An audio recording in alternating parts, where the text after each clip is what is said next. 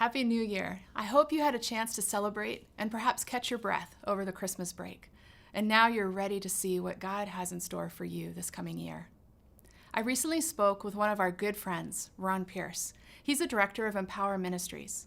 He shared an amazing message of hope for each of us that I wanted to share with you. Did you know that there are a number of places right now around the world where there are massive numbers of people coming to Christ? And believers in many parts of the globe are spreading tangible joy and peace in their communities, making a lasting difference in the lives of their neighbors.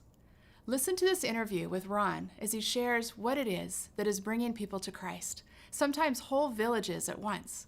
And note the announcement at the end about Ron coming to visit with us. So welcome, Ron. It's so great to talk to you. I can't wait to share with our congregation the things that you and I have just been chatting about. I'd love to ask you, as we look around the world, as we watch the news, as we talk to our neighbors, as we talk to people at church, I know that I sense this just people are tired. There's a lot of isolation. There's a lot of division. There's a lot of things that are really bringing people down, just weighing us down. I really sense that, and I'm sure you do too. What does that look like in terms of, are you seeing that in other parts of the world, or is that something unique to us? Well, Tracy, I've got to qualify the answer to this one. And it's this way, that there is a difference between the Western world and the Western church and those sort of situations and everybody else around the world. Therefore, I'm going to put it this way. We've gone through a lot of pain and disassociation with friends and family and all these sorts of things over the COVID issue. And therefore, it's caused a lot of stress. And out of that has come emotional reactions of depression and apathy and yelling at one another, all those extremes. That, for the vast majority of the countries, as well as all the ones that we're working in, they do not see this in the same way. And therefore, there is very, very little. A bit of it, but not much at all. And therefore, I even asked one of the leaders in one of the countries, I said, are you sensing what we're sensing over here? And he says, no. He says, we are so busy leading people to Christ. We are discipling at every opportunity. And therefore, we really don't have time to think about it in that way. We are living for other people right now because we are so busy. And secondly, he said to me, he said, and also realize that every generation that we have is growing up under various pressures and threats and all this sort of thing. And therefore, they said, we're used to this sort of thing, whether it's disease or famine or one of these other pressures or political persecution. He says, we live in this world all the time. It's new to you in the West. And I thought, that is a very good analysis of what's going on. So your answer, qualified, is no, we're not seeing it. But what we are seeing is a massive turning to God. And COVID has brought, right or wrong, it has brought people face to face with death, imminent death. And therefore, they are now open to the gospel like we've never seen in history, modern history. Wow. So, And Ron, you also, thank you for sharing that. When we were talking just a moment ago, you mentioned something in terms of the fact that people's focus is on their neighbors and loving that's one right. another instead of on themselves. And I think that also makes a huge difference. It does. And the other thing that's involved in this is that as people are watching the Christians, they are getting hope from the Christians that there's a way out of this. And that is the difference, because right now in all these countries, they're really at a dead end as far as how do we approach this, what do we do, is this going to go away, etc. And they're looking at the Christians and they're seeing happiness and joy and peace and optimism, and they're living for tomorrow. And therefore, they look at the Christians, and Tracy, they're looking at people who are different. There was one brother from China that told me this a little while ago. And he says, you can even see now the difference physically on the outside between believers and unbelievers. Mm. And it is all because we are walking around with this optimistic spirit, hopeful, filled with peace and joy. And he says, that's coming out on the outside now, what has been on the inside. And then he said, for the unbelievers, he says they're unemployed. They have no hope of any sort of future with their situation. They're finding themselves depressed. They're all of these emotions, he said. Mhm. And he says, therefore, they look at the Christians, and he says, many times they will follow them around. They'll follow Christians around just to see what they're doing, why they're doing it, what makes them different. And there's a sort of wondering why Christians are so blessed right now. And therefore, he says, oh, it's a new world in the many parts of the globe right now, because it's an opportunity to share Jesus out of personal experience, inside, coming out. Excellent. So, Ron, I know you, as you already kind of mentioned, you have lots of people that you talk to in different parts of the world. So, why don't we narrow down a little bit, and why don't you name some of these places and what you're seeing and hearing Okay. in these different Well, countries that you've talked about? Tracy, this is so, what should I say? So all encompassing. This is going to be a quick rundown from some of these countries, okay? I'll do it as Okay. best I can. Let's start where you folks have been helping so greatly, and that is in Ethiopia.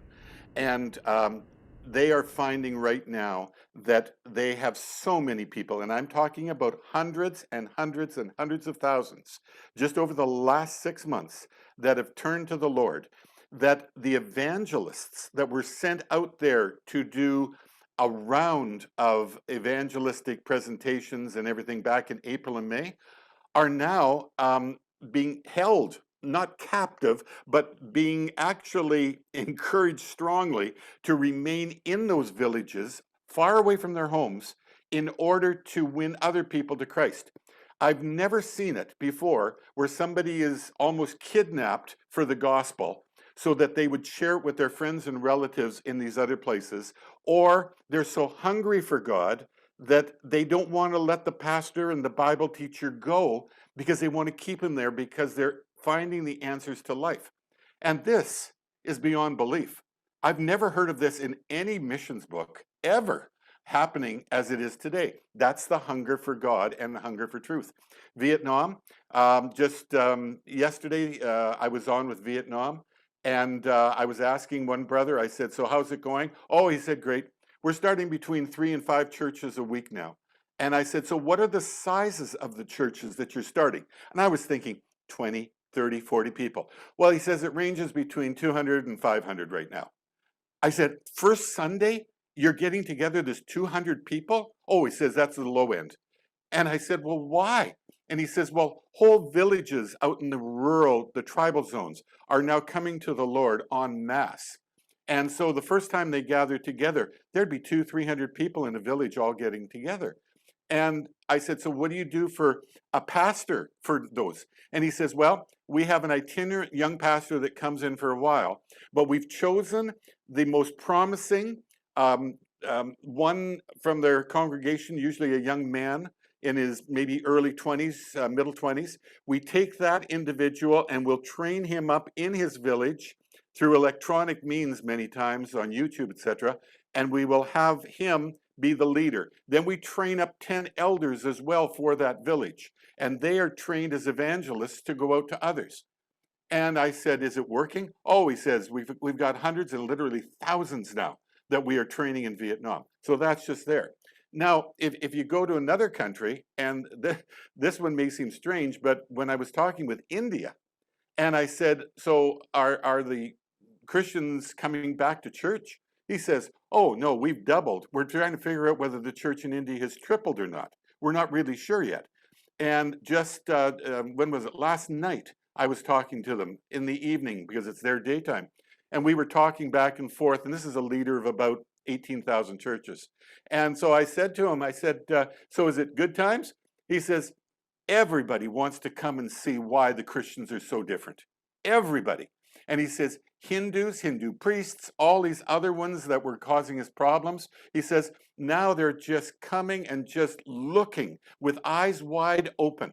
And he says, out of this, people are accepting the Lord. They sent me some pictures of baptisms, huge baptisms in these rivers and ponds, and in many areas, this is illegal, Tracy, to do it. Government laws, you can't be baptized, water baptized. It doesn't matter to them because they say, no, we will follow the Lord in this, and therefore they baptize them like that. And it is absolutely miraculous. So good news, but Christians are looking different now all around the world.